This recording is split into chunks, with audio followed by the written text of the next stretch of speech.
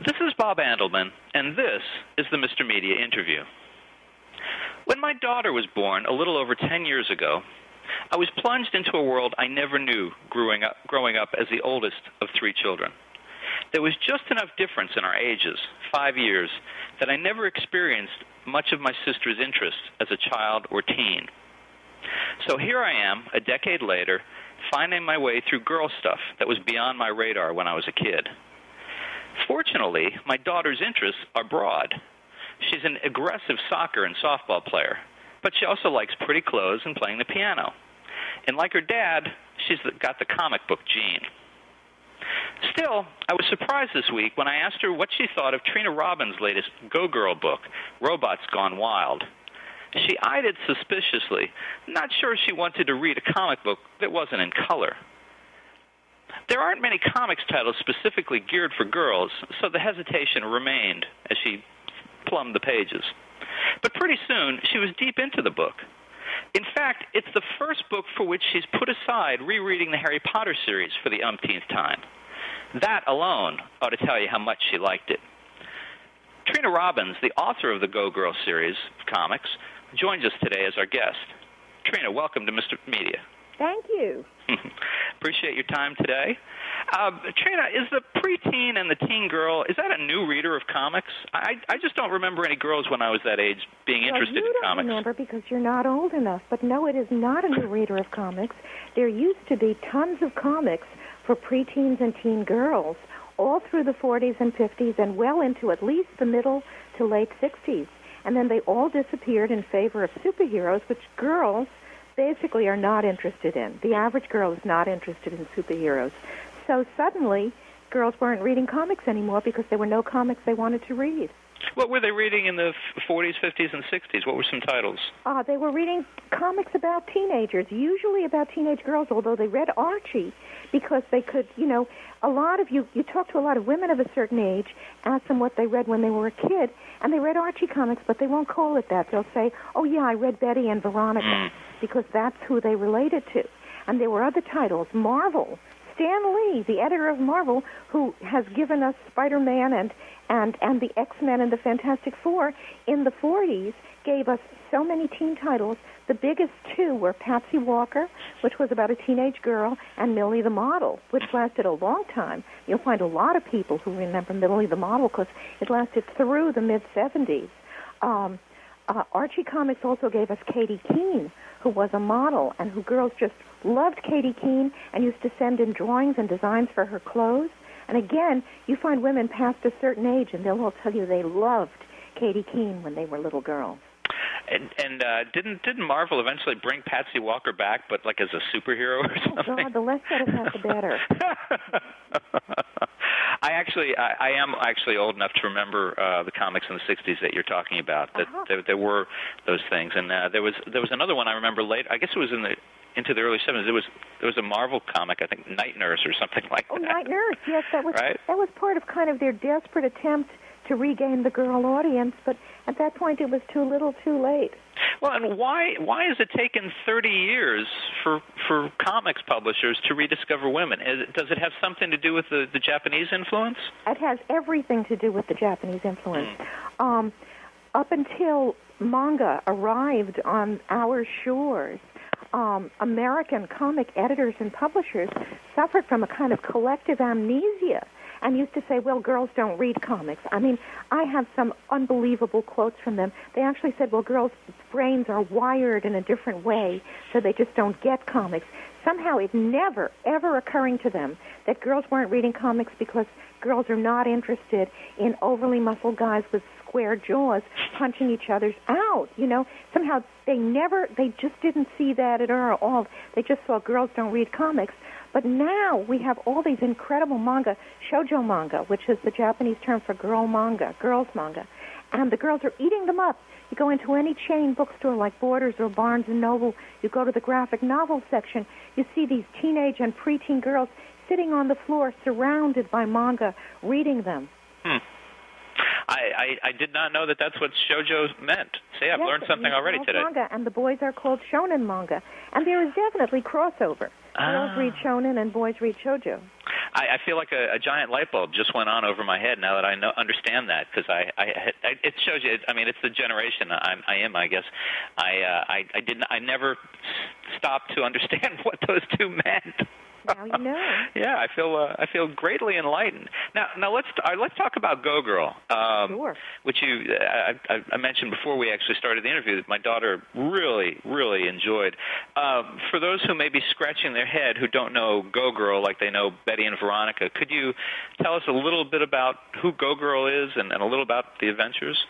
Sure. I'll start by saying that it's published by Dark Horse, so you can know where to look for it. GoGirl is a 15-year-old girl whose mother was a superheroine, and her mother's name was Go-Go Girl, and she wore a little white Go-Go mini dress and white Go-Go boots, and she could fly. And then she stopped. She had, she got divorced. She had to become to be a single mother and support her daughter, and besides which she had stopped even before that because her husband felt threatened by being married to a woman who could fly, which will tell you why the marriage didn't last, of course. But anyway, so she doesn't know, she didn't, in the beginning anyway, she didn't know that her daughter had inherited her ability to fly and was flying in secret because she kind of knew that her mother had bad feelings about it. But then our heroine had to put on her mom's old costume, which fit her perfectly, and go out and rescue her best friend when her friend got kidnapped. And that was when the world finally learned that they had another superheroine, a flying girl. And her mother has been very supportive and sometimes jumps in on the action wearing the extra outfit because she had to have two costumes so that when one was at the cleaners, she could wear the other. But that's all she can do. That's all she can do. She can fly. Otherwise, she's a perfectly normal teenage girl. She doesn't have X-ray vision. She doesn't have fists of steel. She can fly. And, Trina, which parts of this are autobiographical? None, except for the fact that, of course, I'm a mother and I have a daughter and I love my daughter. And we have a good relationship, as does GoGirl and her mother. I see. All right, so there's no flying going on in your house. Oh, how I wish. Why did you start this series? Is it because there was all this Japanese manga that was going on, or did you? No, we did this pre-manga. This goes back to 1999. Oh. Ann Timmons is the artist, by the way, and she's just such a fabulous artist, and we work together as a writer-artist team so well that I have called us the Stanley and Jack Kirby of girls' comics. And we first met at a convention in the late 90s and kind of became email pen pals. And then one day she said, let's do a comic together. You write and I draw. And I thought, fat chance we'll have of selling this, because in those days, manga had not really gotten its hold on the United States yet, and there was really very little out there for girls. But I thought, what do I have to lose? And I kind of went through, I have a file cabinet in my head of all these comic ideas that I want to do, and I pulled out of the file cabinet the file on the flying teenager and created GoGirl. And in the beginning, Image was publishing us in comic book form. But you may or may not know that the problem with comic books, if you're aimed at girls, not so much anymore because of manga, but in those days, if you were aiming your comic book at girls, you had a terrible time getting it distributed. There were comic book stores that simply didn't want to carry girls' comics, and all they had was superhero comics for boys. Well, they probably didn't see many girls in their stores, so why would they think to carry them? You see, it's this vicious cycle. The girls didn't go in the stores because there was nothing there for them. Plus, the stores were wall-to-wall teenage boy, which is very intimidating if you're a young girl. So, of course, the girls didn't go in the stores. So, then everybody could say, oh, girls don't read comics, right? But anyway, we had 5 issues of the comic book. And then we went over to Dark Horse, and Dark Horse published the first 5 issues as a collection, a graphic novel collection. And it was about that time that manga started hitting, especially shoujo manga started hitting. And girls who had been starved for comics for 20 years finally found comics they liked. And we could get graphic novels in bookstores. So we've since then done 2 more graphic novels, and we hope to produce another by next year. Well, and Trina, and I say this with all due respect, you've been around comics for quite a while now. Too long. How did you get interested in the field? Well, I'm one of those people who's old enough to have read those comics when she was a kid. I read Millie the Model, and I read Katie Keene, and I loved them. And so then when I grew up and I heard all these editors saying, girls don't read comics, I knew it wasn't true. Simple as that. I knew it wasn't true because I had read them, and my girlfriends had read them, and we used to read them and trade comics, just like kids do today. But I mean, what would make you think, since there were not many women in the field, that this was a field that, because you've done cartoons, you've done comics, you've done histories, but I can't imagine it was a very welcoming field as a professional. No, absolutely not, and that was a shock because it had somehow never occurred to me that comics was a boys' club. I mean, to me, it was just it didn't occur to me that people would think, "Oh, you're a girl, you can't do comics," and so it was really a shock when I discovered that. But by then, this other thing had kicked in, which is the I'll show them syndrome. Were there any women that did mentor you at all or that encouraged you that were in the field? Actually, when I saw my first underground comic in 1966 in a New York underground newspaper called the East Village Other, it was this very, very psychedelic full-page comic called Gentle's Trip Out, and it was signed Panzica. I had no idea who Panzica was, but I looked at it and I said, I want to do this. Not literally that comic, but I want to do comics. And 2 years later, at that point I was living in New York, and I was contributing comics to the East Village Other. I found out that Panzica was a woman. So you could say that my first inspiration was a woman, and I didn't even know it. And now, I'm glad you mentioned the East Village Other, which this will be the second time it's mentioned in Mr. Media. What other kinds of things did you do in the 70s? Because you've had a very diverse career, I know. Well, I did lots of comics because I still had that I'll show them syndrome. I did lots of comics. I produced, actually, in 1970, I produced the first all-woman comic book ever. That was called It Ain't Me, Babe, and it was named from the newspaper, the feminist newspaper I was working on. The name of the newspaper was It Ain't Me, Babe. Actually, in those days, we called it Women's Liberation. It was the first women's liberation newspaper on the West Coast, and I was kind of the unofficial artist and art director, but everybody was very egalitarian, so we didn't have titles.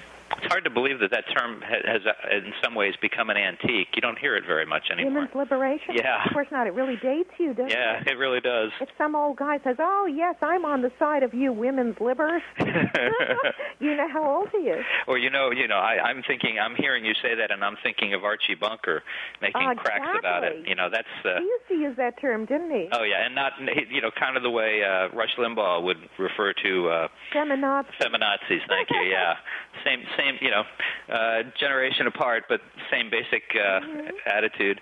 Now, and so were there any women over the years that helped you or that mentored you along? Not really.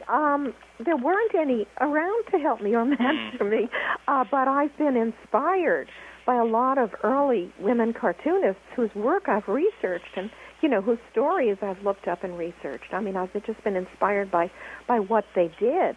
I've published really 3 books on women who worked in comics, 2 of them simply on the history of women cartoonists, because the other thing that all those editors used to say, besides girls don't read comics, is they used to say, oh, well, women have never done comics. Women have never drawn comics. And I knew this wasn't true, So I researched and I found, hundreds of women over the 20th century who had done comics. Back in the very early days of the 20th century, there were lots of women drawing comics for the newspapers, and nobody thought it was unusual. They didn't have to take male names, contrary to strange public belief that women had to take male names to get published. It wasn't true, and nobody said, "Oh, this is weird. You can't do a comic because you're a woman." Now let's mention some of these titles because I'm aware of you did a century of women cartoonists. Yes. And what was the other history? Great Women Cartoonists. The Great Women Cartoonists. Okay. And I know you also did a book, The Great Women Superheroes. Yes. About that. So who are some of these women? Let's go ahead and mention some names. Well, we could start with the very, very earliest. Okay. The earliest comic I found was from 1896, and that was drawn by Rose O'Neill, who became famous as the creator of the Kewpies. And she did Kewpie comics. she was also an artist and a magazine illustrator. Very, very good artist. Actually, I'll interrupt for just a second. Cupid Comics, I know, having done Will Eisner's biography, that he published that, and he thought that was going to be so huge, and it was one of his great disappointments was that it didn't fly for him. But I know exactly what you're talking of. That's right. But there are still, you can still get Cupid products, and there are still lots of Cupid fans who have conventions every year. Another one was Grace Drayton, who was incredibly prolific. And we're talking about really early 20th century, like she started in 1903, okay? And in 1906, she created the Campbell Kids. She's the woman who created the Campbell Kids. Oh. And all of the kids in her comics, she drew comics about little kids. And they all looked like that. They were all these roly-poly little kids with little round noses. She did so many. I mean, I could, like about 10 or 12 titles, really. She was amazingly prolific in American newspapers everywhere. A little later into actually starting in 1907, but very popular in the teens and 20s, was Nell Brinkley, who was famous for these beautiful, beautiful women she drew, and they were called the Brinkley Girls. I mean, they're just breathtakingly beautiful. When I show her work in slideshows, people just gasp. She was so successful that, I mean, she was a household name. Newspapers used to write articles about her. You could buy products. You could buy Nell Brinkley hair curlers.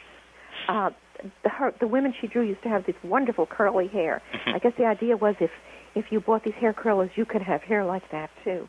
The Ziegfeld Follies had an act called the Brinkley Girls, in which the showgirls in the Ziegfeld Follies in the early 20th century would be like all in white, and then they would be outlined in black. Their clothing would be outlined in black so that they looked like moving drawings. Let's see, who else? Okay, we get into the 20s. Ethel Hayes, again, was a really, really prolific cartoonist who also drew flapper comics, really cute little Art Nouveau women kind of inspired by John Hill Jr. And again, she did everything. She illustrated children's books. If you Google her, you'll find so many children's books that she illustrated. She was really great. And then, Trina, if we come forward now today, I know you're not the only one working in the field. There are more women drawing comics now than ever before, ever. What are some of who are some of the creators today, female creators, and what are some of their projects? Well, let's see. Immediately what comes to mind is Roberta Gregory, who does a comic called Naughty Bits about a woman named Bitchy Bitch, who is just as you would imagine she would be. It's uproariously funny. Roberta has been around for quite a while doing this comic. Let's see. Suddenly I draw a blank. Jessica Abel, who just came out with a wonderful graphic novel called La Perdida. Leela Corman, who has done a graphic novel and is about to have another one come out. Very, very good artist. I really like her stuff. Suddenly I draw blanks when I have to think of contemporary women, but there are so many. There really are more than ever before. Now, there's also there's actually an organization now, right? Friends of Lulu. Friends of Lulu. Lulu started in 1994 when nothing was more needed than an organization to inspire women and to encourage women, because really, women were just about invisible in comics in 1994. Things have gotten much better, but it's still really, really helpful to have a group like this. Friends of Lulu is a non-profit, international organization. We have members in Canada. Some people in Europe get our newsletters. It's dedicated to encouraging participation in comics for women, both as creators and as readers, so that we're pushing women-friendly comics just as much as we're pushing women comic creators. And I cannot recommend it enough for women who want to draw comics or who want to know what they should be reading, what they should be looking for if they want to read comics. You can Google their website. Now, it shouldn't surprise anyone who's gotten this far with us in the conversation that a woman who is that interested in the history of women and cartoonists has actually worked on a series also about women. You did most recently Hedy Lamarr and a secret communication system for Capstone. And that's interesting. It was very interesting to me to see that. I remember, it seems like it must be almost 8 to 10 years ago that there was a cover story in Scientific American that got a lot of attention about Hedy Lamarr having worked on this torpedo system, and people were like, "What?" Radio-controlled torpedo system. Yeah. Radio-controlled. And but what made you look at that? And I don't know if it was your idea or if someone brought the idea to do this. I was very lucky. The publisher Capstone. I did. If you probably noticed, I did 4 different women for them. They published these educational graphic novels for kids. And they gave me my choice of women to do. Besides Hedy Lamarr, I did Elizabeth Blackwell, who was the first woman doctor, Florence Nightingale, who made the nursing profession respectable, because before that it was not respectable at all, who did so much for nursing. Bessie Coleman, I really am proud of that one. It's gorgeously illustrated. Bessie Coleman was the first African-American woman to get her pilot's license back in 1921. Wow. And since they gave me a choice of subjects, when I saw Hedy Lamarr, I just snapped it up because I knew a little about Hedy Lamarr. I knew she had been an inventor. But, of course, researching this, I found out so much more about her. And her story is just amazing. Not just that this woman who was called the most beautiful girl in the world, and she really was so beautiful, this actress, not just that she was so smart and she had created this invention, but her daring escape from Austria in 1937 is just the stuff of movies itself. I'm waiting for someone to do a movie about it. You know, she was this teenage, she was just 17 when she made her first movie, and she was this gorgeous actress, Austrian actress, and she was married to this rich man. She was his trophy wife, and he was a terrible person. He was selling arms to Hitler and Mussolini, and she hated the Nazis and she hated him, but he had her closely guarded so that she couldn't get away. He had people following her every move. So even though she lived in the lap of luxury, she was like a prisoner in her own home. So she hired a maid who was roughly her size and had hair like hers, and she drugged the maid with 3 sleeping pills and a cup of coffee and changed clothes, changed into the maid's uniform, and made her get away and left Austria. And eventually she toured. She was on the stage in England. Eventually on the ship to America, Louis B. Mayer was on the ship, and she signed a contract with him right there on the ship to become an American movie star. And one of the most interesting parts of her story, of course, is later when she starts talking about, she's so frustrated with the Nazis, she finds someone and she's talking to them about at the time I think it was an anti-torpedo system. No, it was radio control. Radio control. Okay. And they're like, well, how do you know about this? Well, my husband doesn't know, but I was listening very carefully when he was involved in this.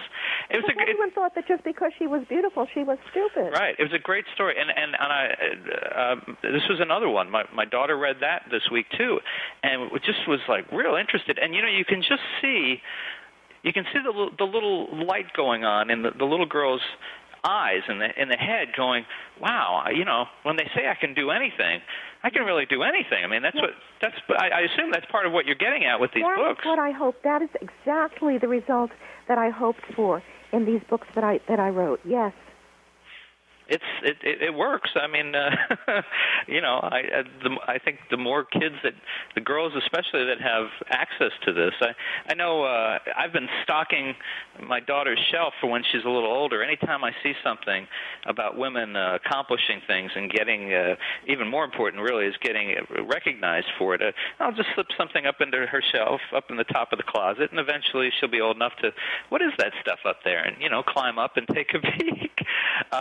The other Capstone books, especially the Bessie Coleman one. I really like that one. Okay. Well, are there more books coming in that series? Not at the moment, but they have a kind of an offshoot publication called Stone Arch that is doing books that are not specifically aimed for classrooms that will be sold in bookstores, although I think I know at least that these are sold on Amazon.com. I'm not sure about the bookstores. But they are doing books that are going to be sold in bookstores, children's graphic novels. and I wrote something for them. I really can't tell you when it's going to come out because it's in production, but I'm very proud of it, and it's about a 14-year-old slave girl who escapes from slavery via the Underground Railroad. Oh. And I'm really proud of this book and can't wait to see the finished product. Does it have a title yet? Well, I'm calling it Follow the Drinking Gourd, and I'm not sure yet if they've decided to keep that title or not. Okay. Now, you and I are an easy sell on comics. We both grew up on them, reading them, and believe in their value, in both entertainment and clearly these days with your work in educational. But not everyone believes that comics are the best format to teach children anything, and I'll be honest, that includes my wife. It's an issue in my own house. How do you respond to people who are still dubious about the genre after all these years? Well, that's changing a lot. I contributed a chapter to a book on graphic novels aimed at librarians. My chapter, of course, was on graphic novels for girls. Librarians and teachers and school librarians also are realizing, because there's a real literacy problem in this country these days, but they're discovering that even if kids won't read books, they are likely to read comics, and you can produce literate comics for them. And I'm very proud to say that all of my comics are very literate, that the spelling is always checked, because, yes, it is true that there are comics that are pretty illiterate that, are just a bunch of fight scenes. But more and more people are aware of the fact that this is a way to get kids to read. And if they read enough comics, they may decide to read a book. For Scholastic, back in the year 2000, I think it was, quite a while back now, I turned a bunch of classic novels into graphic novels. I took something like, believe it or not, Hamlet, and turned it into a 24-page graphic novel. I took the Odyssey and turned it into a graphic novel. I did the same thing with David Copperfield and with Jane Austen's Emma. And the idea is that if these kids read the graphic novel and they like it, that they might someday decide to read the book itself. And I've gotten fan mail from kids about these books. It's really cute. Now, before we wrap up, I wondered if you could make a case for encouraging other women to follow you into the comics field. I don't think I even have to encourage anyone anymore. Really? There are more women than ever before creating comics, and it's all around you. You don't need, like, the one person to say, oh, come join me, do comics. I'm surrounded in the United States by women who do comics. Well, that's great. Well, Trina, thank you so much for joining us on Mr. Media this week. Appreciate your time.